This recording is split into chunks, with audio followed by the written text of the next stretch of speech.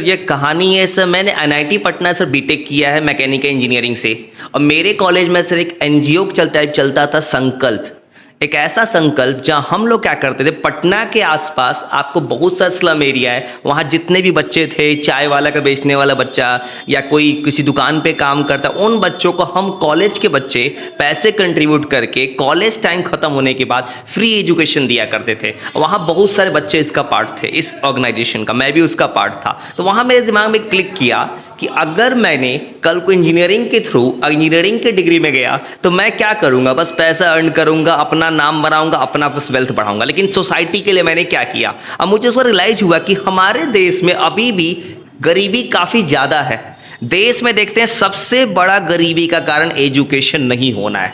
तो मैंने सोचा तो मैं एक छोटा सा रोल प्ले कर सकता हूं, क्योंकि मैं देश को इंप्रूव करने के लिए, एजुकेशन इंप्रूव कर, इसलिए मैंने सोचा एजुकेशन का शुरुआत करना है, इसलिए मैं एजुकेशन फील्ड में आ गया। मैं पढ़ रहा था, जहाँ तक जानता हूँ आपके घर में बहुत सारे बिजनेसमैन हैं, आपका भी बिजनेस है, आप इकलौते बेटे हैं, तो बिजनेस में जाना चाहिए था, कहाँ एजुकेशन में कहाँ से आ गए? सर देखिए, वो बिजनेस जिसका बात करूं मैं, वो बिजनेस मेरा खुद का बनाया हुआ नहीं है। जैसे मैंने एनआईटी पटना से बीटेक किया, उसके बाद मैं 2 साल मैं बाहर था, मैं अवंती मुंबई में क्लासेस ले रहा था, तो वहाँ मुझे शहर में बुलाया गया। आपको ये पता है बिजनेसमैन का सिर्फ एक मेंटलिटी होता है फैमिली का, कि आइए घर का बिजनेस संभालिए। मैंने 7-8 दिन इस बिजनेस को वर्क किया, तो मुझे ये रियलाइज हुआ सेल्फ मैं कर क्या रहा हूँ जिंदगी में। मैं तो बस एक दुकान पर बैठा हूँ, बस पैसा काउंटर पर दे रहा हूँ, मेरा स्टाफ सामान दे रहा है, मैं कुछ कर ही नहीं रहा हूं जिंदगी। तो मैंने सोचा ये मेरा बनाया हुआ नहीं है, और जिंदगी में इंसान वो अच्छा जो अपने पैरों पे खड़ा रहे, अपना नाम खुद बनाए। तो मैंने इसी सोच के कारण इस शहर में सोचा कि मुझे इस मोतिहारी शहर ने जन्म दिया है, तो मैं इस जन्मभूमि को अपना कर्म भूमि बनाऊंगा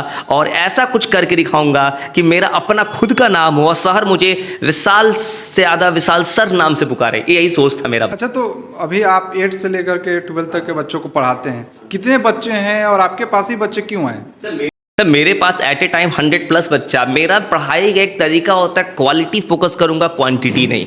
जैसे पढ़ने का मैंने ये रियलाइज किया कि जैसे मैं भी खुद स्टूडेंट होता, आप भी स्टूडेंट होते, प्रॉब्लम क्या है बच्चों के साथ कि बच्चा जब कुछ पढ़ता है तो बच्चा रिकॉल नहीं कर पाता है। बच्चा का मेंटलिटी क्या होता है कि सर पढ़ा रहे हैं, हम पढ़ के रख लेते हैं कॉपी में, एग्जाम आएगा तब पढ़ेंगे। तो उस वक्त होता क्या है कि बच्चे को अचानक से स्ट्रेस आ जाता है कि 100-200 पेज अचानक पढ़ना पड़ा एग्जाम के आवर्स में। एग्जाम आवर में बच्चा पैनिक करता है, रात रात भर जाके पढ़ता है। वही मैंने सोचा कुछ ऐसा करूं मैं एजुकेशन में कि बच्चे को मोटिवेट करूं कि बाबू तुम्हें रोज पढ़ना है। तो मेरे पढ़ाई का तरीका ऐसा होता है, बच्चा जैसे ही मेरे पास आता है 15-20 मिनट होता है, बाबू देखो 2-3 पेज हो गए, चलो याद करके सुनाने।